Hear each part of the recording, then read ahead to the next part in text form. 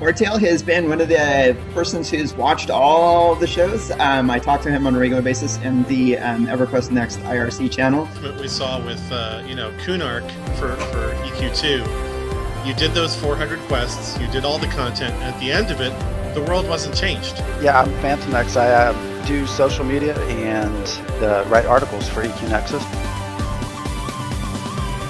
For the Fall of Bastion, there was a very definite, okay, this is where your story is going to fit into the world.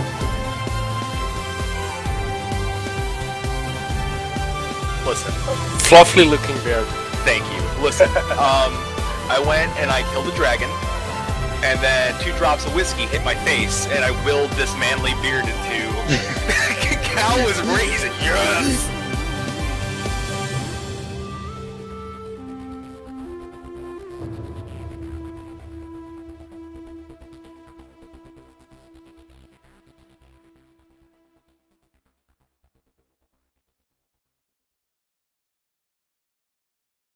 Hello and welcome to EverCast, episode number 71? Wow, 71, which we have titled Straight Out of Content. That just didn't sound right. Straight out of content. Straight out of content. There we go. There we go. See, we needed that.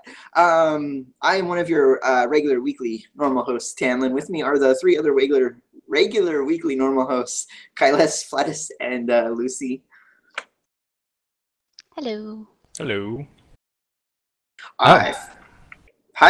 Well, you cleared up. We I did. We're a few minutes late. We were trying to get Flatus's internet connection figured out. He was looking a little pixelated there for a minute. So if you're catching us for the first time, or if you are one of our regular audience members, EverCast is a online gaming MMO, online video game podcast. We talk about all things that are fun on the internet, and we try to bring the conversation back to EverQuest Next where we can, as the game continues through its development process. So yeah. Hi guys, what's up? Hi.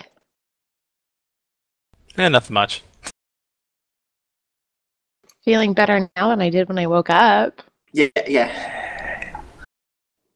One of my friends invited me down to come down to San Diego and hang out with him, and failed to mention to me that he was like, I wouldn't say deathly sick, but he was sick enough that he was like, and I need to make an appointment to go see the doctor next week.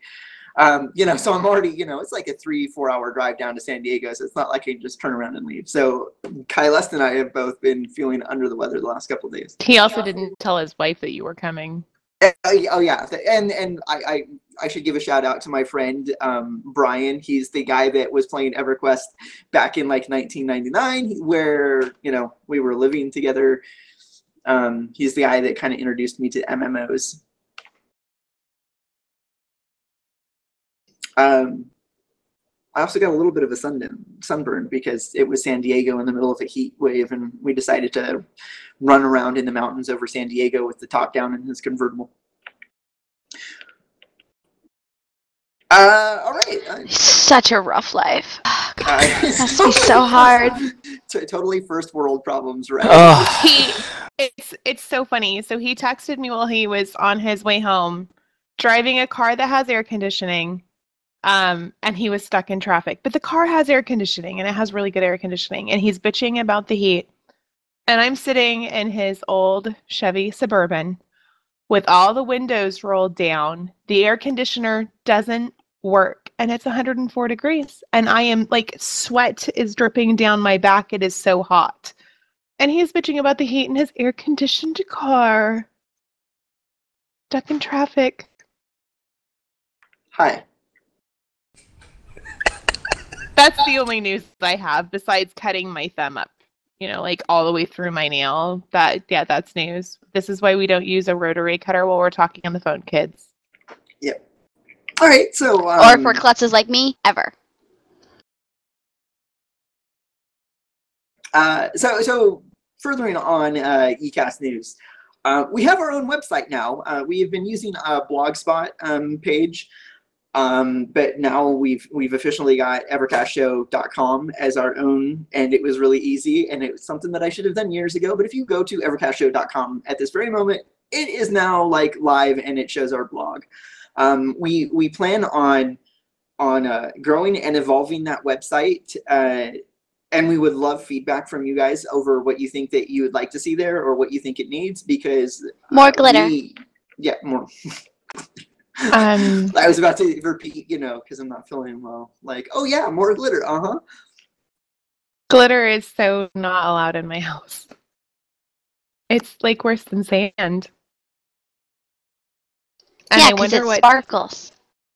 If you're ever gonna quit a job, the best thing to do is just write especially if you hated the job, if it's a soul crushing job, write your going away, like I'm quitting letter, and put a bunch of glitter in there. So when they open it to read it, it's just tons of glitter pours out. Gladys, this is why I love you. Have you done that? I'm just curious. Have I? I've poured glitter on a boss's desk before, like at my old fast food job. Yeah. So mean. Glitter is not to be used for hate. Yes, I know. It's supposed to be used for use. It's well. Only... I didn't realize there was rules for glitter. Yeah. Oh, there are rules for glitter. Magic, fairy dust, strippers, revenge. Yes. What about pranks?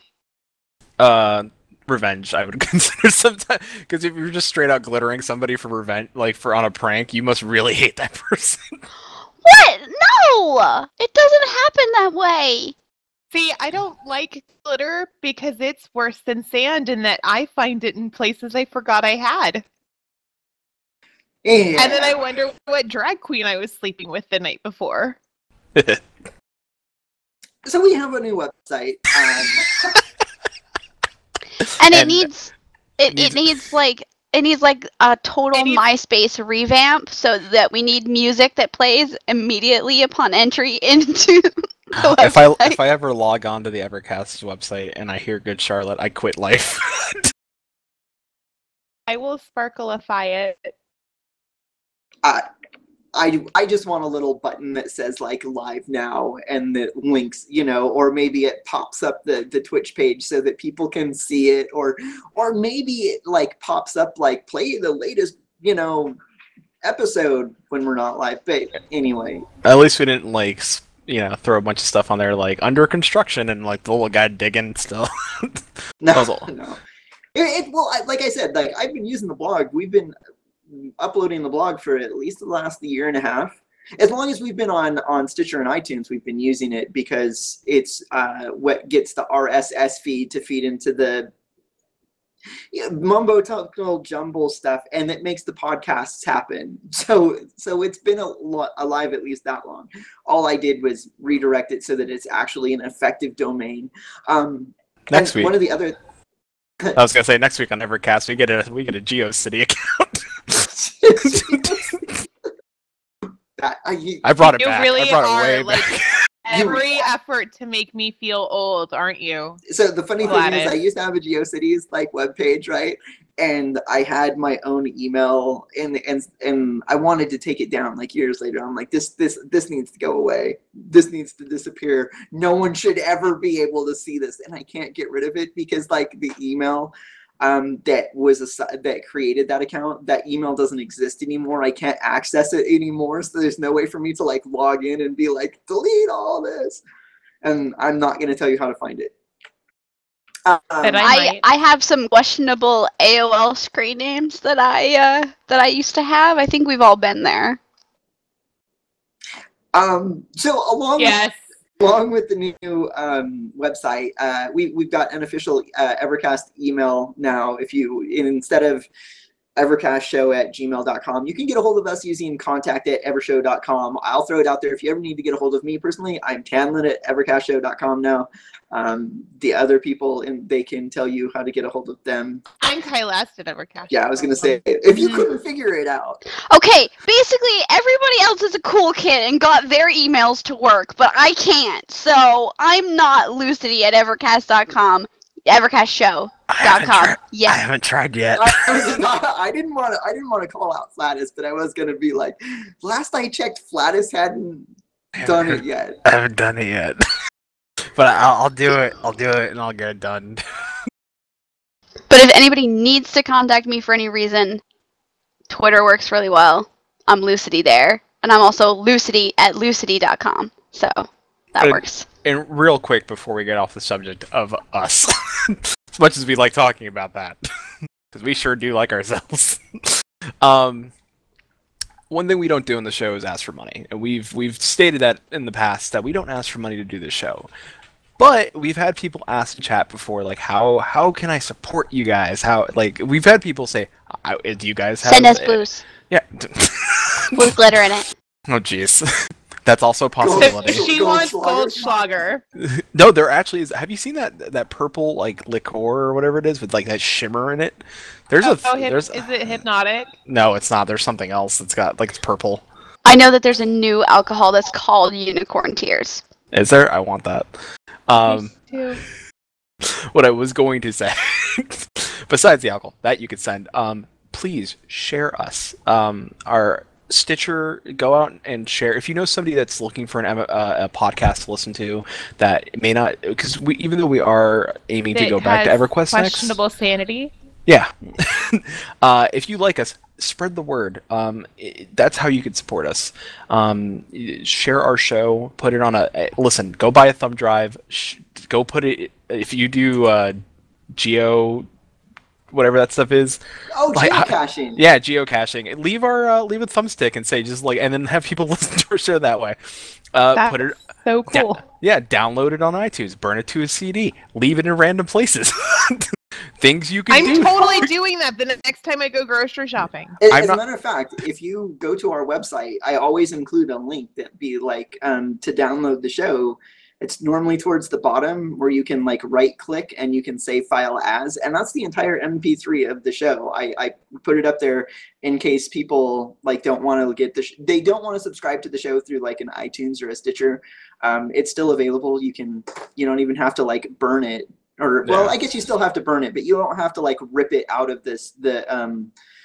whatever technology is driving the podcast, like Stitcher or iTunes. Yeah, and I will say the Stitcher for people that don't know, Stitcher doesn't download the MP3 or anything like that. It does stream it. It shrinks down the podcast to a very small bit rate and then allows you to stream it, which saves space on your phone. And if you have the data, it saves you some time. So do that. Go off, and if you have questions for us, like we said, we have the emails now, and specific questions you can direct it towards us, or you can still email us questions, anything really, good stuff, bad stuff, I don't really care. Just email us and tell us what you think of the show, or ask questions, or point out if I say something stupid, let me know.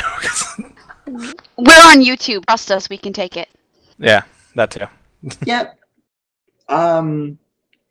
So again, and again, I'm going to say the feedback is not just feedback on the website. Feedback over the show and feedback over everything that we do. We always like hearing it because it helps us get better. It helps us understand what our users want, or our users are. I've got user-generated content on my brain. What our audience would like to see. So yeah. Other eCast news that isn't about us. We're finally talking about things that aren't us. As of today, there is a new StarCraft 2 cinematic for their next expansion called Legacy of the Void.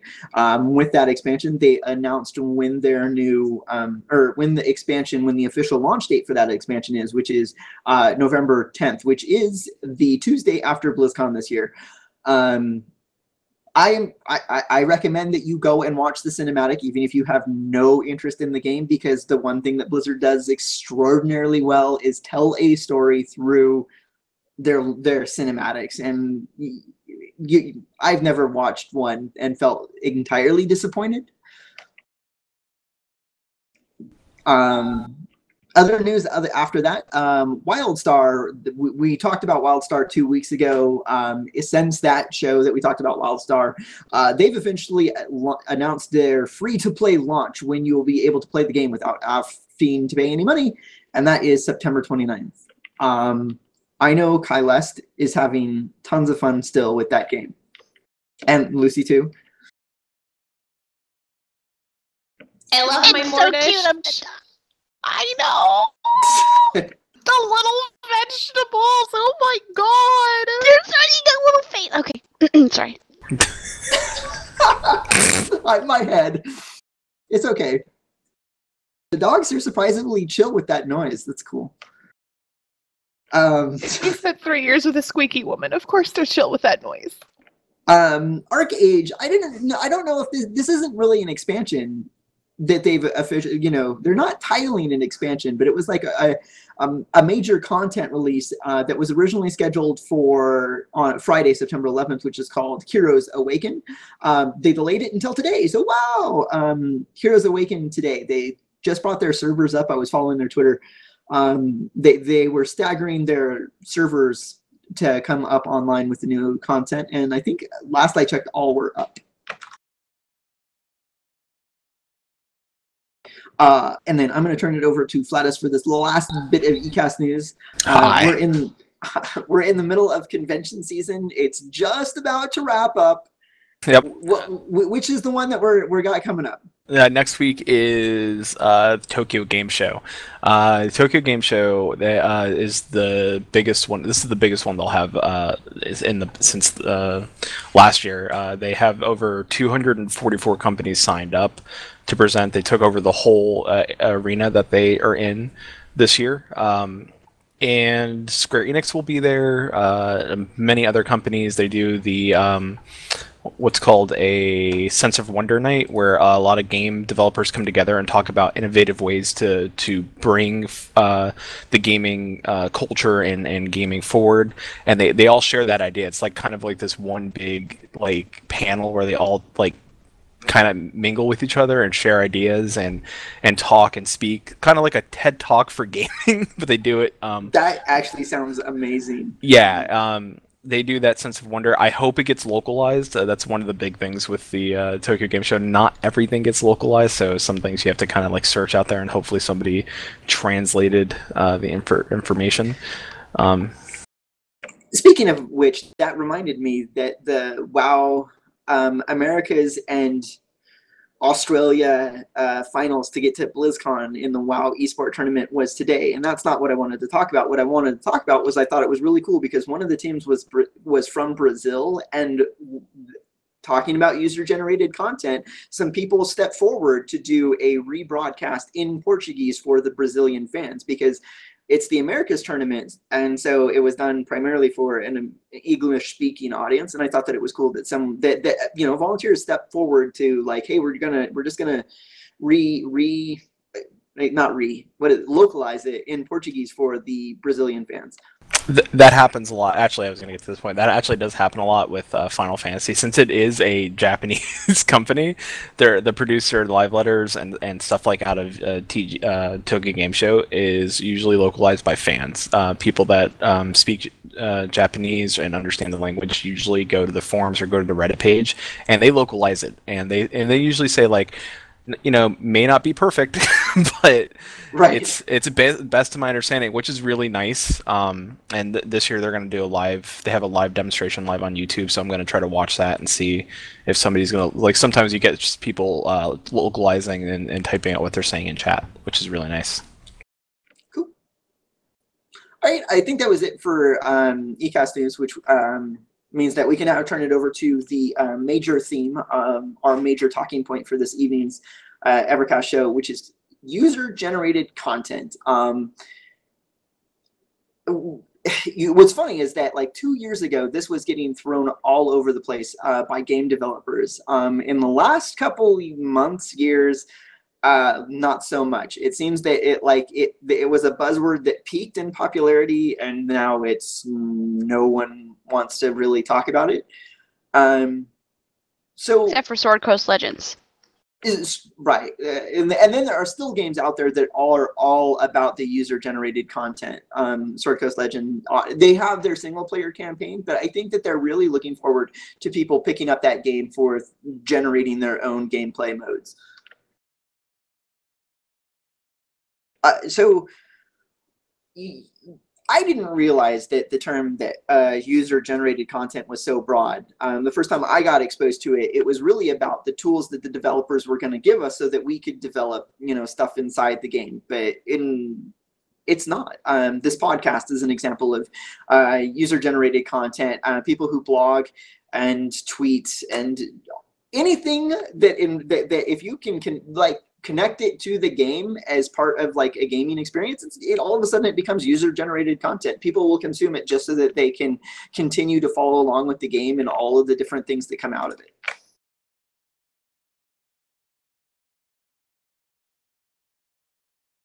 Flatus, you're super pixelated again. I hope we don't lose you. Oh no.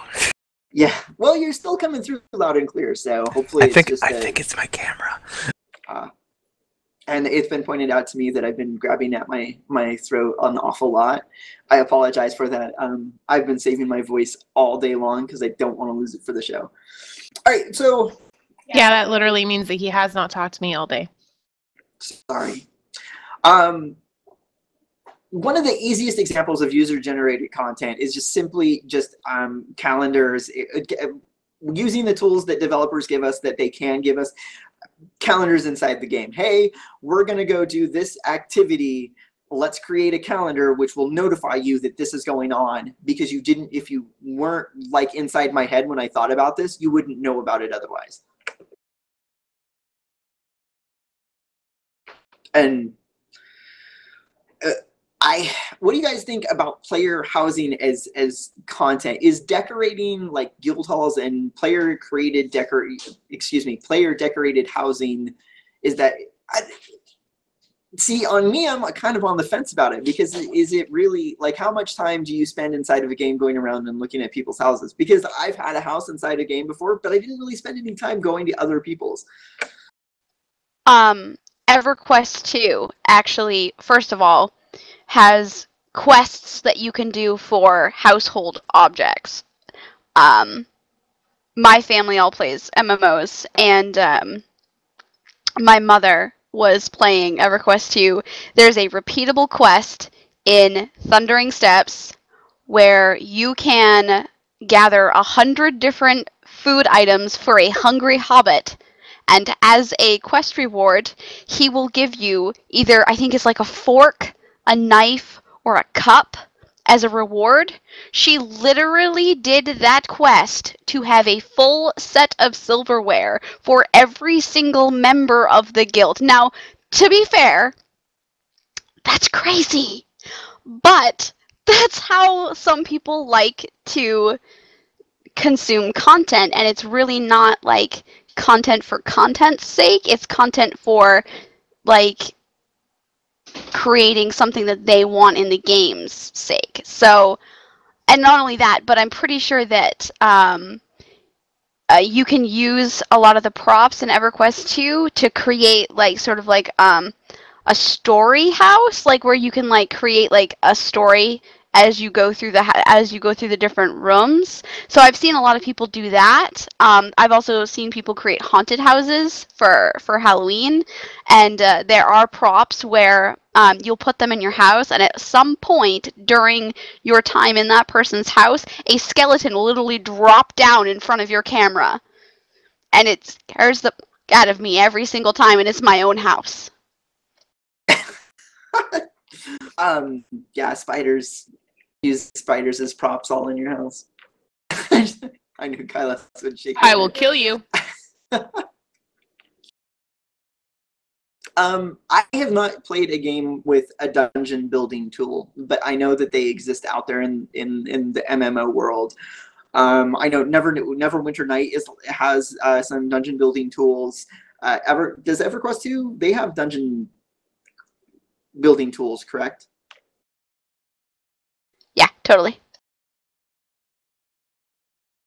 Now, as a pretty much story and world build, does it ever feel like sure, it's content that's created within the game, but it sometimes feels like it's taking you outside of the game to go and play this dungeon, or does it feel like it still fits in the world of Norwrath and EverQuest 2?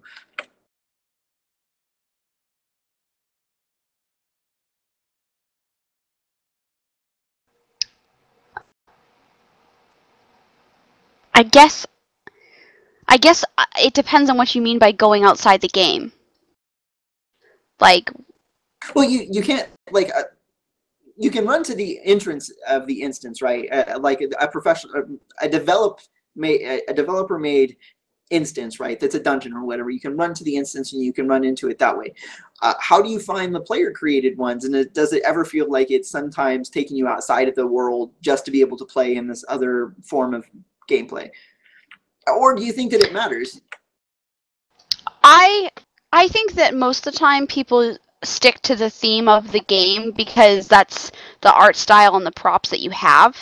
But I also think that it doesn't really matter because it's all things to do in the game. So to me, that's content. Like having something to see or to experience in the game, even if a developer didn't do it, that's content to me.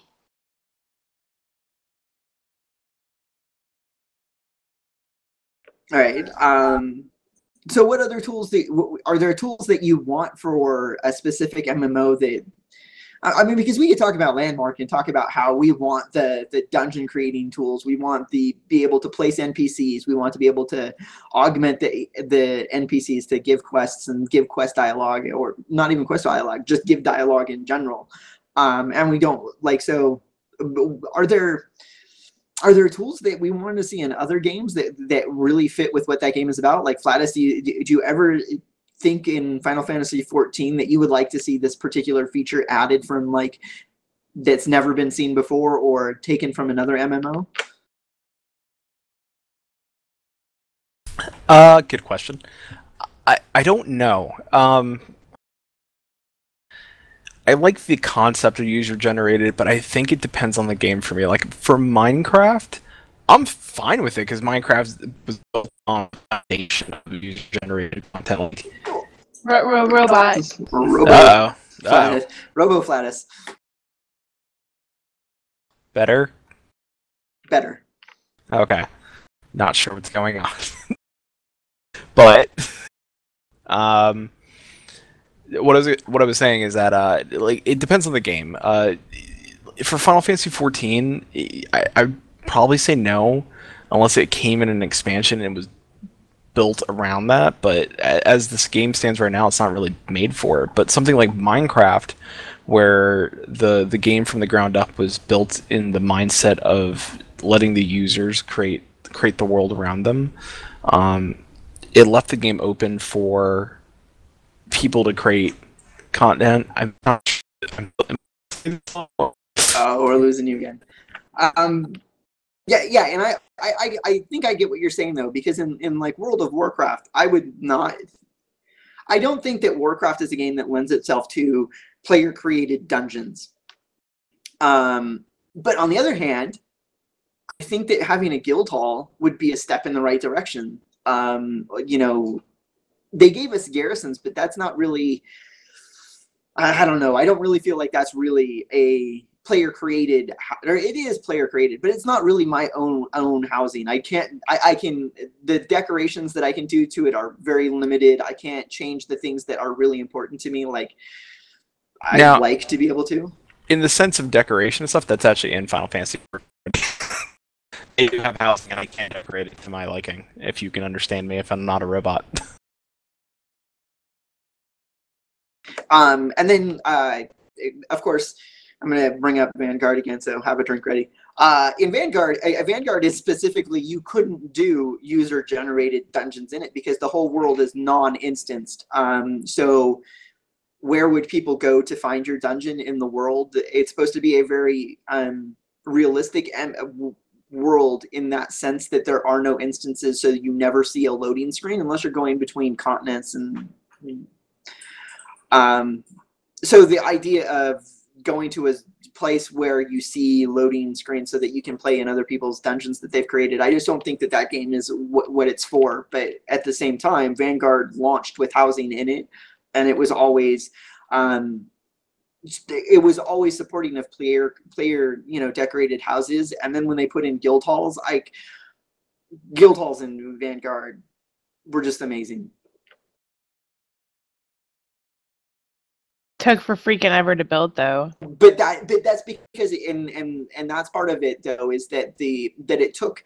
You couldn't just say, "Hey, I want to build it." It took a combined effort of crafters, of diplomats, and adventurers to get all of the materials to create a guild hall. So it really, it brought everything in together.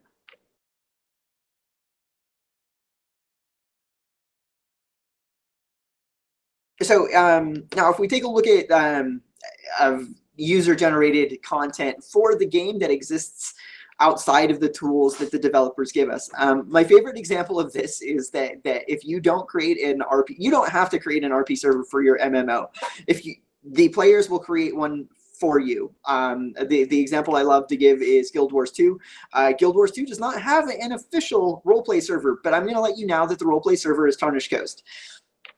Because it's just like, well, what tools do we need to make an RP server? Well, we really don't need any tools per se.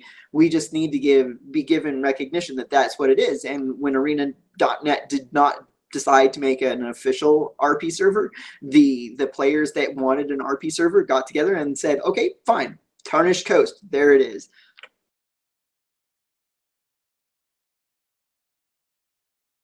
That's the server I play on. Big surprise to no one. Me too. I started a ranger, by the way, because I couldn't level my thief anymore. I am not a thiefy person. I like thief, but it's an Azura, so she does like little flips with her kiki feet in the air when she has her daggers, and it's adorable. With her kiki feet? She has kiki feet. If anybody has ever played an Azura in Guild Wars 2, they know exactly what I'm talking about when when I say they have kiki feet. Now, inside of the game, without tools, I've also seen things like player-created community events. Like we're gonna, and most of the time, this is the stuff that the role players do. Like, hey, we're gonna do an event involved in role playing that deals with X. But I've also seen non-role playing events. Like, hey, make a level 1 alt, and we're doing a race from X point to Y place, and there's whoever finishes first or is the last survivor wins.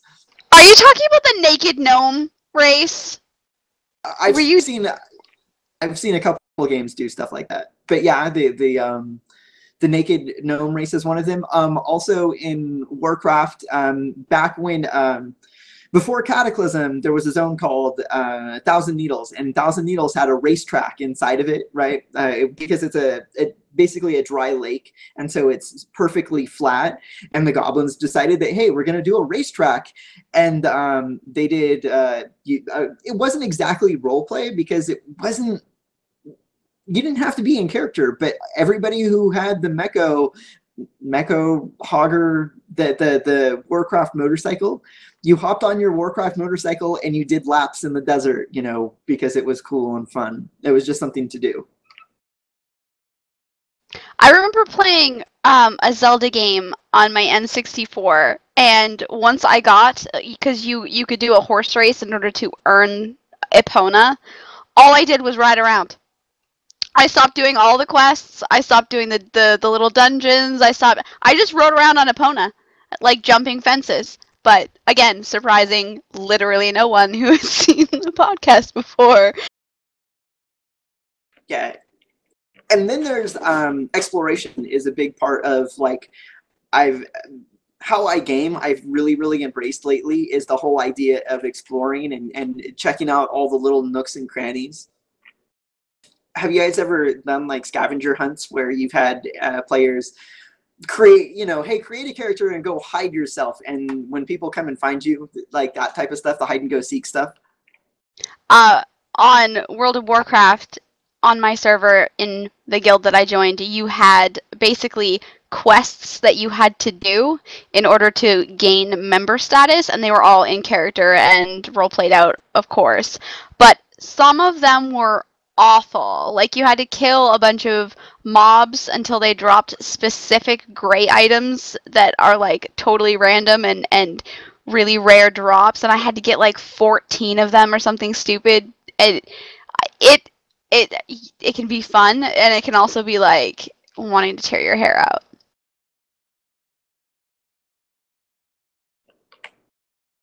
And yeah, and dogs, evidently. Because Kylest is playing around with one. So Kai, what I love my puppies. What user content have you seen that you really liked or did not like? You know, I feel like you have been holding out, not quite talking, but I know that you have opinions on this. I want housing in Warcraft. So tired of logging into other MMOs and they have player housing, and I don't have player housing in Warcraft.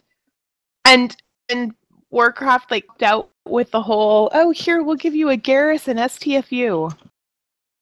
My garrison isn't my house. It's more fucking work. It's the Facebook game. You log in, you just click the buttons, and you leave. It totally is. Yeah. Hey, but it's the click to get rich scheme. I don't mind. Shh, don't tell them secrets. Don't tell them your secrets. They'll nerf things. But they can't. I suppose they could. They could reduce the amount of gold missions that are available. But even still, like there's like every alt that you level is another source of income. You should see how much money he can produce in game. Pretty disgusting. So, Make it rain. Oh, he bought me Fellblight to upgrade my weapon. He can make it rain all he wants. I don't know what that means. it's crafting. It's a rare crafting resource.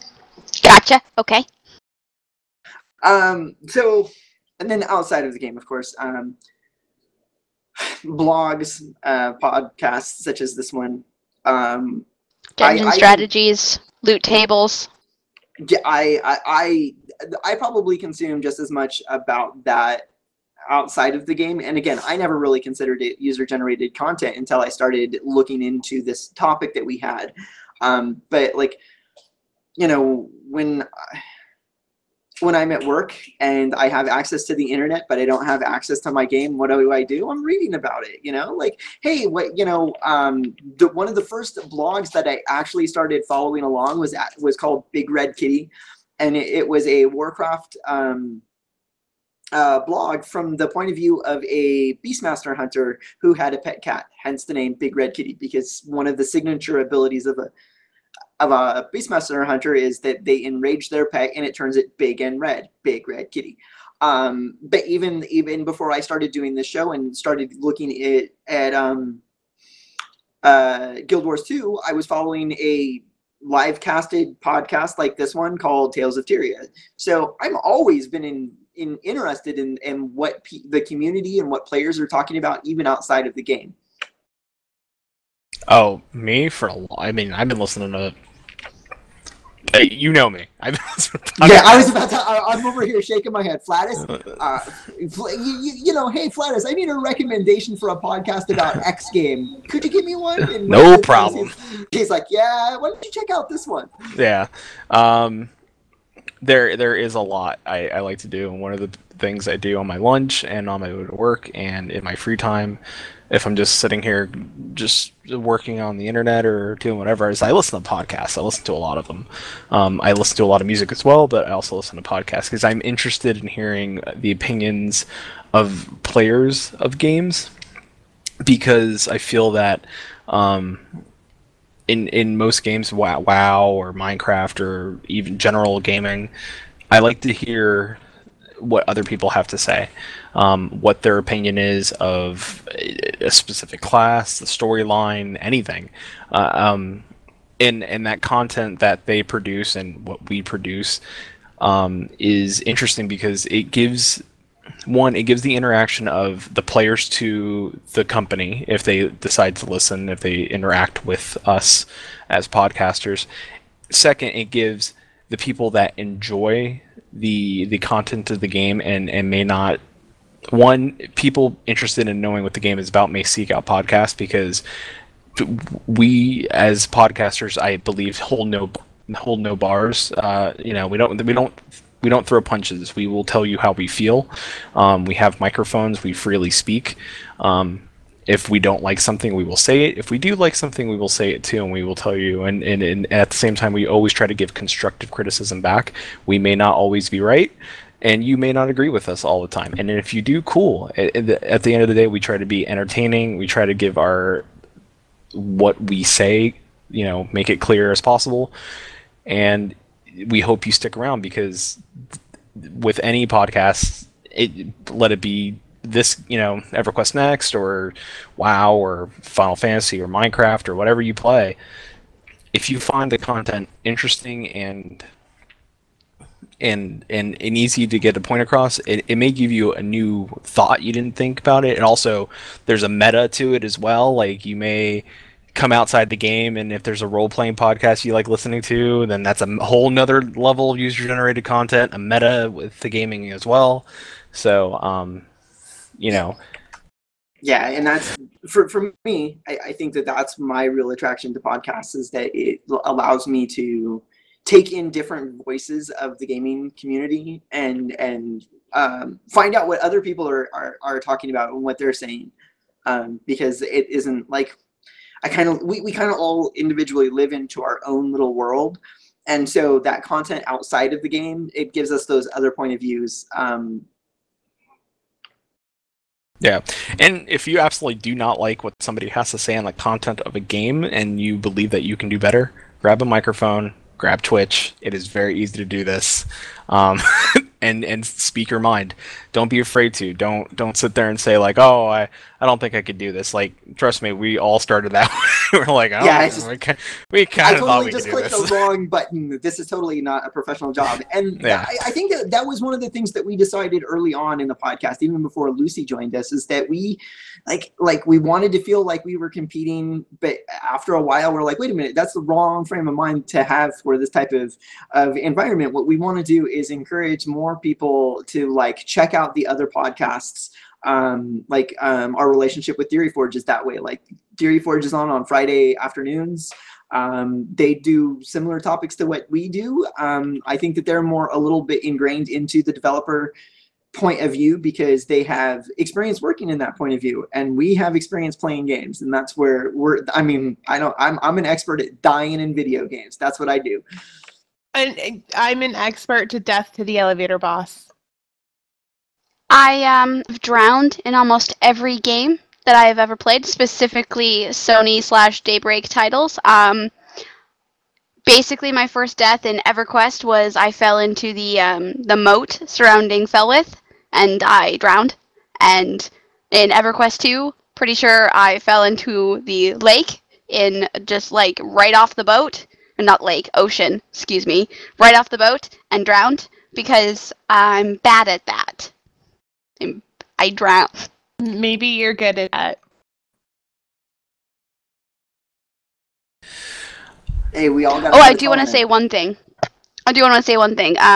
Don't just check out podcasts for games you like. Check out blogs and forums, because I really like it when people write things about the game, and either from their character's perspective or a story set in that world. It's absolutely amazing to me to see people's minds at work and what they can come up with. That was actually one of the questions I had been meaning to ask. Have you ever followed somebody's personal character story through their video gaming experience? I mean, Lucy's the obvious one. Yes. To me, yeah, I watch YouTube Let's Players a lot, actually. So I take it from that standpoint too. And I don't want to even though it is a hot topic, and I almost want to say he misspoke, because he wasn't knowledgeable, but Kimmel did kind of do that whole why would anybody watch someone else play a video game? I think that was. Yeah, I had heard him say that, and again, so here's what I want to point out: that about, what was it, 6 months ago, ESPN covered an esport tournament. I don't remember if it was League of Legends or Dota 2, But they covered it live on their channel. And the next day, Callan Cowherd made a comment about how this was for losers playing video games in their bedroom or something like that. But he really put it down. I just want to point out that right now, Callan Cowherd doesn't work for ESPN anymore, and ESPN is hiring an esports editor. Take it how you will. So I mean, like, and when this afternoon, when the Seahawks were done playing, I immediately put up the WoW esports tournament because I wanted to check it out. Like, people are making a competition between like traditional sports and esports when there is no competition. Like, you can like what you like. There's no reason why you can't like both. It's, if you don't like sports, I get it. I totally get it. If you don't like esports, also, if you don't like video games, I don't know why you're necessarily watching the show, but at least I understand why you wouldn't like it. Yeah, and I did tweet about this. The whole argument against esports is stop liking that thing that I don't like. Just let people like what they like within reason. Don't take that as like any sort of condonement for nasty things. I know, I feel like nasty things. Let them like it. Just don't have to tell me about it. I've been pretty clear, you know, like, if you want to ever talk to me about it, like, I love talking about this sort of thing. I like watching people play, not even play, but perform at the highest levels of the human possibilities, right? And I'm talking like dancing. Like, I love watching You Can Dance, or So You Think You Can Dance. Is that the name of the show? Yeah, we went to a live one. Do you think you can dance? Right. So, like, I love watching that sort of thing. Like, what is the absolute limit that the human is capable of doing? So I like watching baseball. I like watching football. I like watching esports because they are playing that. He likes watching dancers. Because they're doing that thing that I can't do, or they're doing that thing that I can do, but they do it at a level so much better. Like, just like how is that humanly possible, that thing that you just did? And it's amazing to watch.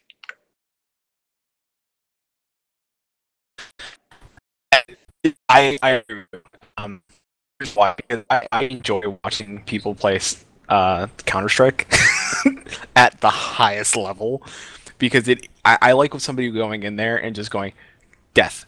Like, it's almost like it's so, you can see it in their face that they're so focused that when I watch it on Twitch and they're still interacting with people, like, that is a new level. Oh, am I still here? Barely. I almost had to interrupt you and be like, we're losing you, but you came back. And I totally get that. One of the, like, I first started watching Tales of Tyria on Twitch, and that was my introduction to twitch.tv. But quickly after that, I started following, and I've talked about him like probably 2 years ago. I talked about him on the show. He's a WoW arena player, and he was doing 2v1. He was queuing by himself against 2 other players and winning, and he would win at levels that I had not reached, right? And I was like, how is this possible? These are 2, like, he's going up against 2 arena players that they might not be like great, but they're above average. They're above what I can do. And it was just like, we kind of sort of got off the topic, but still, it was amazing to watch. Off topic. Everybody drink. I just realized that we were supposed to talk about user-generated content, but I would say the esports tournaments are user-generated content. You can see games like League of Legends and Dota 2 and Heroes of the Storm. They're specifically designed around competitive PvP, where you see, you know, either professionally produced tournaments or amateur tournaments. I would love to see more amateur tournaments, because I think the more people that you get involved at the lower levels, the higher the high levels get, because they have a low level support structure underneath them. I wouldn't really say it's completely off topic, because anytime I start a game up, right, and I click stream, I'm creating content now for that game. Regardless if I'm just playing the game, I'm creating some form of content that's giving out, making one in the game advertisement. I'm now advertising that game for them, and people are watching it, and users that play that game interact with me like, hey, listen, there's a secret over here, or hey, look, you're missing stuff. That's a new level. Twitch is almost this whole new level of. It took the YouTube Let's Players and put them live in front of an audience and let them, now that user-generated content of just me watching and people commenting is now live and people watching and commenting. And we can't wait to see where it's going to go from there, because I think once we start thinning the line of, because even though user-generated content is a very broad term, because it umbrellas a lot of not only content creation, things we write in blogs, podcast, video, everything, and now it's this live streaming is almost blanketed under this term. Mm-hmm. You're completely right, and I agree. And I think that gaming companies are starting to notice that they can't ignore their streamers. And sometimes it feels a little unfair. Like, well, all he's doing is playing the game, just like I am. He just has thousands of people following him or her. But at the same time, it's like, it's one of those things that that as a game developer, you should pay attention to. You don't have to, you should be aware of what they're doing, because they are I would say that they're like one of your early forms of identifying what your community is like, because that's where it is. So I want to go to we talked about it before the show, and I want to stick on just mods that people make for the game as user generated content. Good, bad. I have not played a game with the closest thing to a mod that I've ever played is like a UI mod that cleans up the interface. I have played mods for Sims, the Sims games. They allowed me to do horrible things to my poor Sims and ruin their lives, and it was good fun. Very good. +1. Would do again. Yes.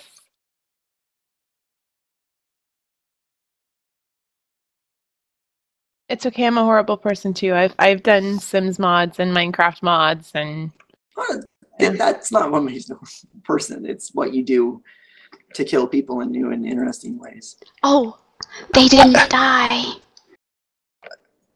I love mods. No, they just suffered miserably.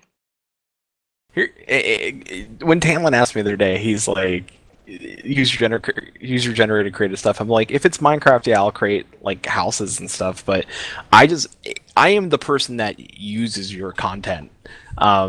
If you create something and I think it's popular enough where, because there's people that create content that are just, you can just tell they just did it for no reason. It's just lame content. But there's people that are creating content for Skyrim that are actual quests, and that have their own storyline, and they put man hours, physical hours of their time into creating this.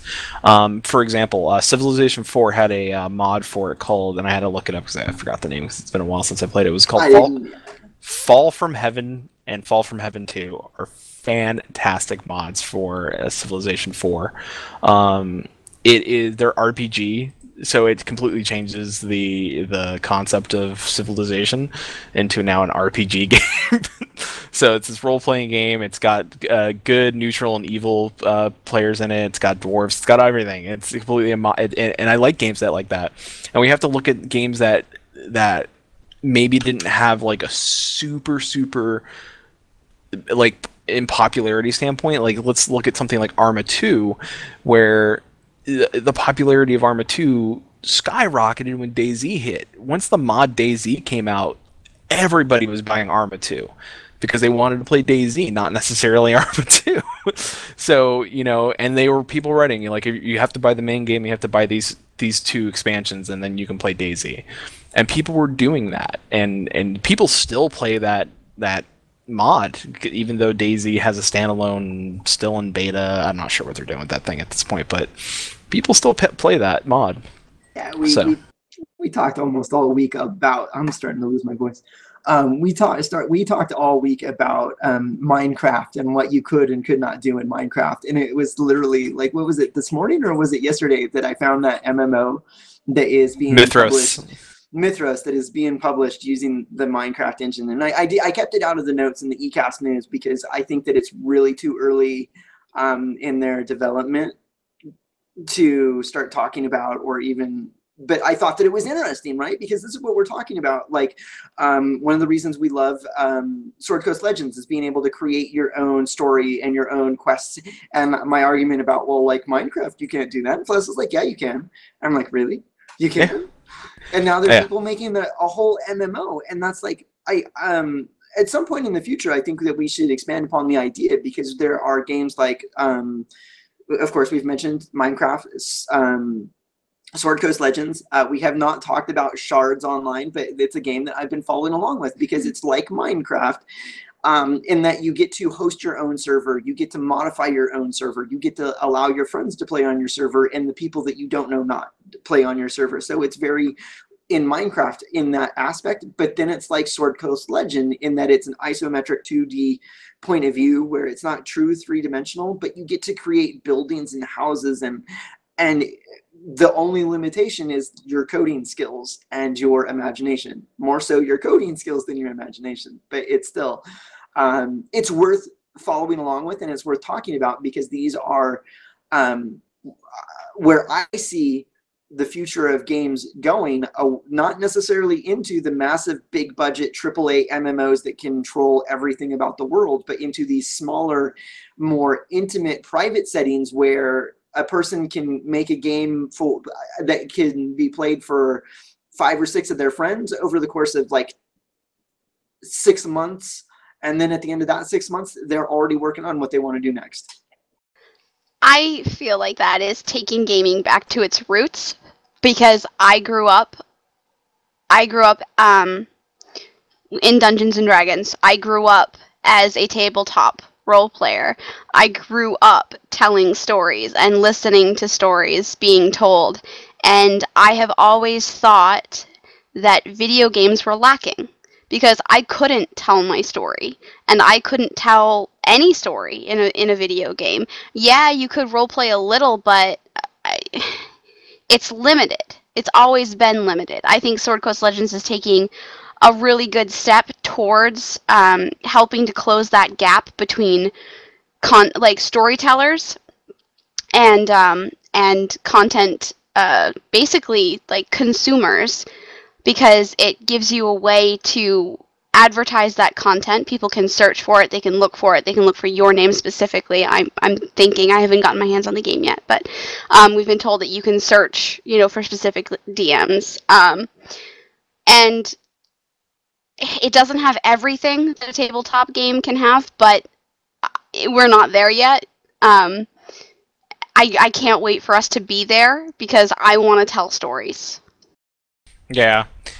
I think it's I was gonna say it's gonna be interesting when you do the in-game DM, because then hopefully when things can change slightly, you can change a couple things on the fly and play against your party a little bit, so you can throw a little more surprises at them versus not doing it. Yeah, we were talking about games and about the limits of role playing, and like that was part of my disappointment with Star Wars: The Old Republic, is that I wanted to play the game and I wanted to role play the game, but it soon became apparent that no matter what I did, it didn't really affect the outcome, and I wanted it to. And then the other thing, and it might be a little bit more petty of me, but it really bothered me that they gave you a dialogue option, and you would choose the dialogue option, and the person wouldn't say what you had chosen them to say. Like the message was close enough but that wasn't the exact wording. And I'm like, well, if that's not exactly what he's going to say, can I see exactly what he's going to say? Because maybe that subtle difference in the wording changes what I would think of to say. And again, maybe it was petty of me. I wanted it to be more specific. I wanted to tailor my experience to be exactly what I imagined my character doing. Yeah. I mean, what I was gonna say, I mean, like, it's, and we can't, like, even outside the realm of like choppy and losing you. Oh no. Better? Yeah, but your camera's now all frozen up. I am so sorry for our audience. The good thing is that I'm an excellent audio editor, and none of this will make it in there. But Flatus has been having trouble with his internet all day. It was why we were about 10 minutes late getting the show started today. It was me. Blame me. Or his camera. I don't know for sure. Or not. Yeah, I'm not really too sure at this moment. Although if I keep going robot, I'm thinking it's the internet. What I was trying to say is that, you know, this doesn't stop at MMOs. I mean, we have to look at games like RTS games, StarCraft, Command and Conquer have always had map editors and allowed people to create multiplayer maps for the game. I still robot? No. Speaking of, I have to check. Remember that crowdfunded thing that they were trying to do where you could play StarCraft 2 with the StarCraft's editor, where it was all cartoony. I'm gonna go look that up. Keep talking about it. Okay. So like now, yeah, we're. So going way back, I mean, as far as I know, like games have always, even if it didn't have a title or if it wasn't called user-generated content, you had modders, and people modded games, and I think it's an interesting concept that people took it upon themselves. As long as they were giving the editors, they were allowed to create their own content for the game.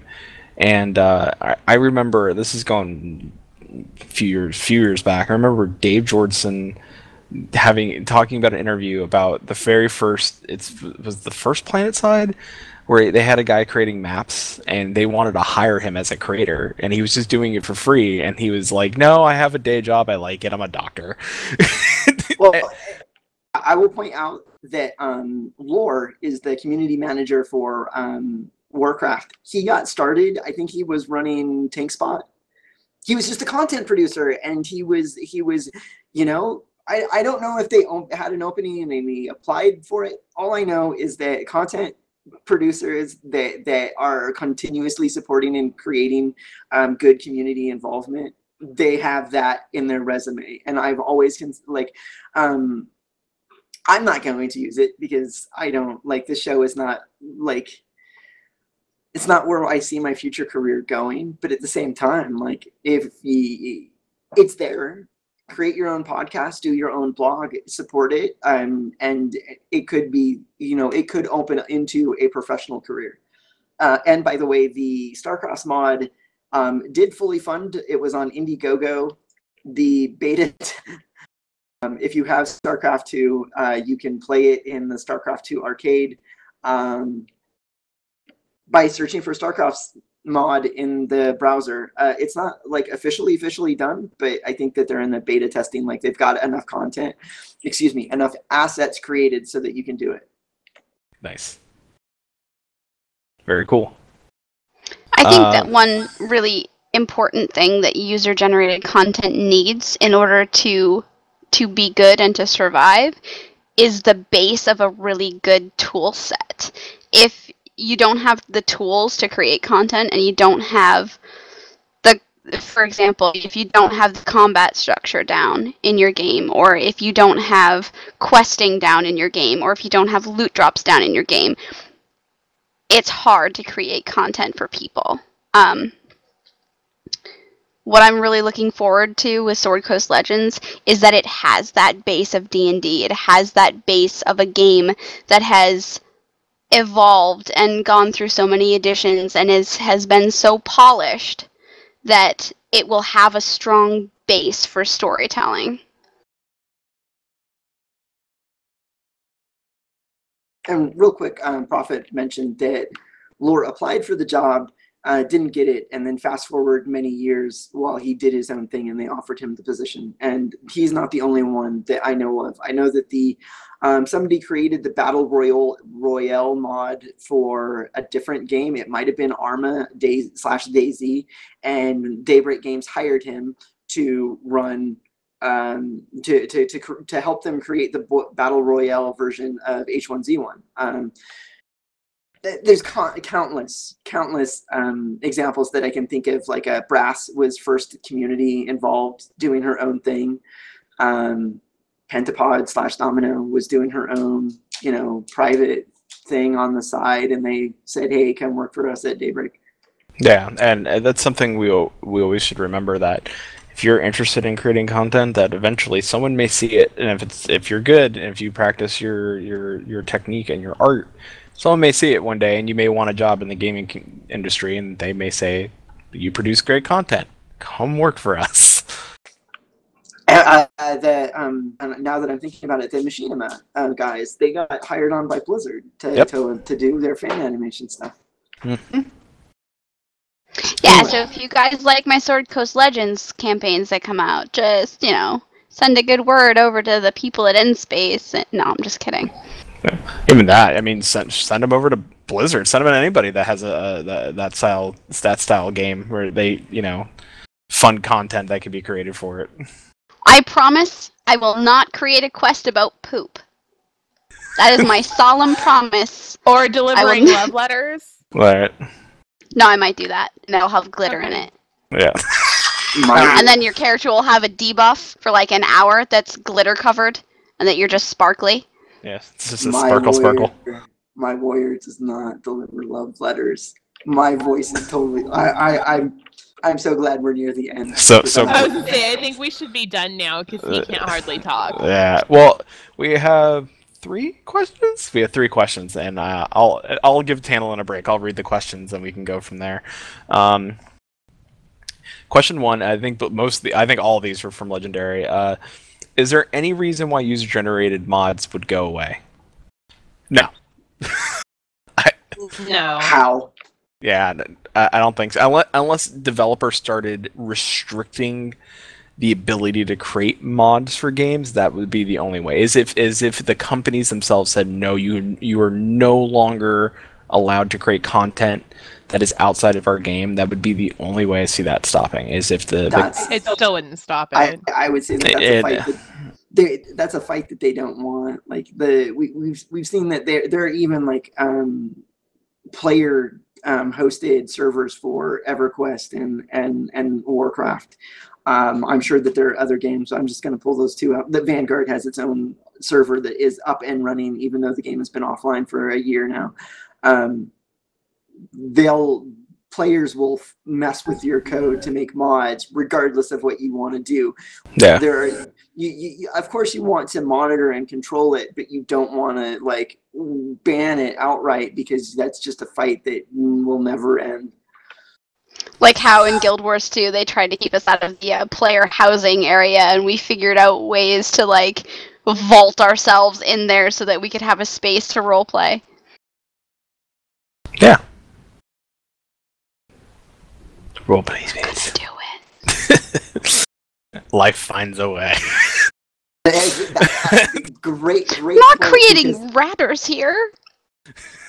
But it's still the same process that given the chaotic nature of players, and right. we like messing with stuff a little bit. Yeah. I mean, I will say that I know somebody who does game development, and one of the biggest things he said was like part of his job is making sure that players can't create penises. Like that's literally a part of their job. They're like, stop it. We don't know how you're doing it.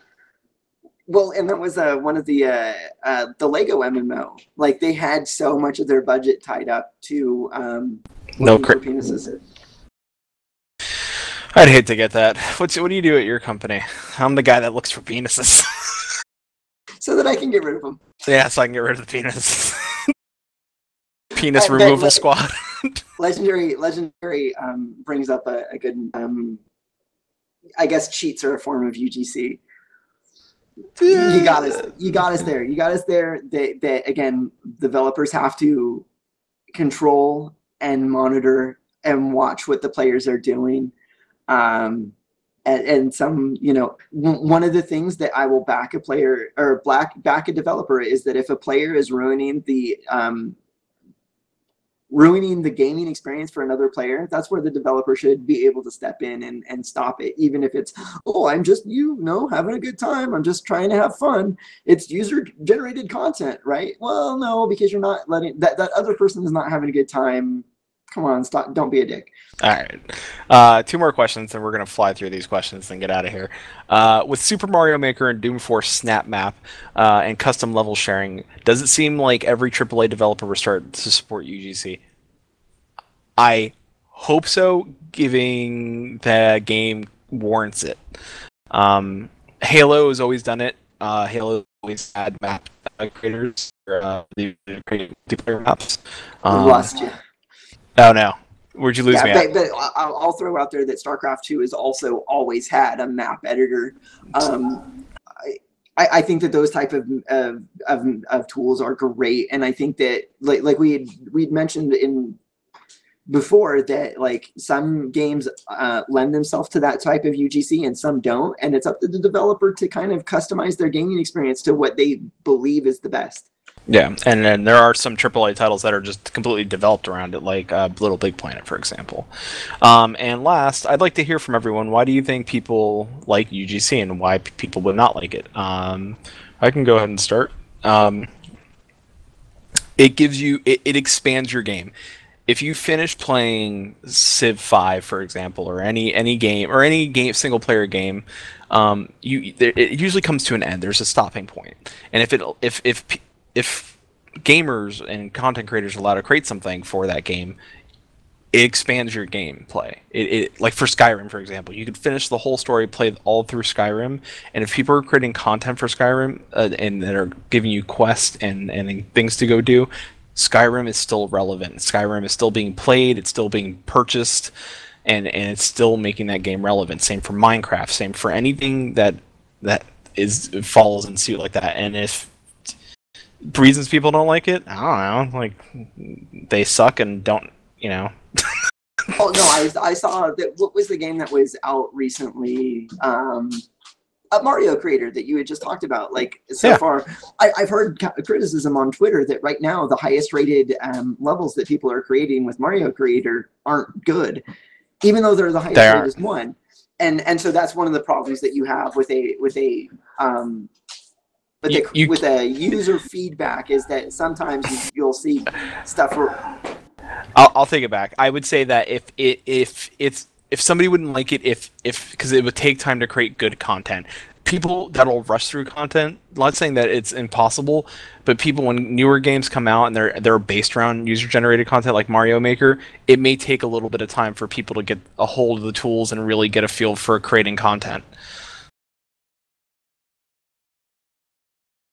I can go next if you want. I think that people like user-generated content because it helps you feel connected to your game and helps you like own your game that you're playing, sort of. It helps you take like control of the story, sort of. I think that a lot of users know what kind of content they want to see in a game, and then if they can make that content, they don't have to sit there and be like, poke the devs every 5 minutes. I want this, I want this, I want this. Can we see a story about this? You can do it yourself, and other people can join in. And in that way, overworked, overtired devs get kind of a break from the constant need of the consumers to consume more if they put a little bit of that burden onto the shoulders of the community as well. I think it helps bring in new ideas and things that developers might not have thought of. We're all just only human, and everybody has an individual mind and thought process and has something that they can creatively bring to the table for content. I think that some people are just like basically like I don't want to say lazy. I don't want to use that like they just can't, whatever, but some people do just want to game. They don't want to spend the time and mental effort to make things, and that's fine, because you need both. You need consumers and you need creators. You need both in order to have it work. So not everybody can be a content creator, and not everybody can be a good content creator too. Like not all user-generated content is quality. So I think that turns some people off to it. When you go into a dungeon, you're like, is this going to be any good? Or is it just going to be another, like, put monsters wherever you feel like it? It's that sort of thing. Like, will it be a good story, or will it be a good experience? I think some people are wary about that.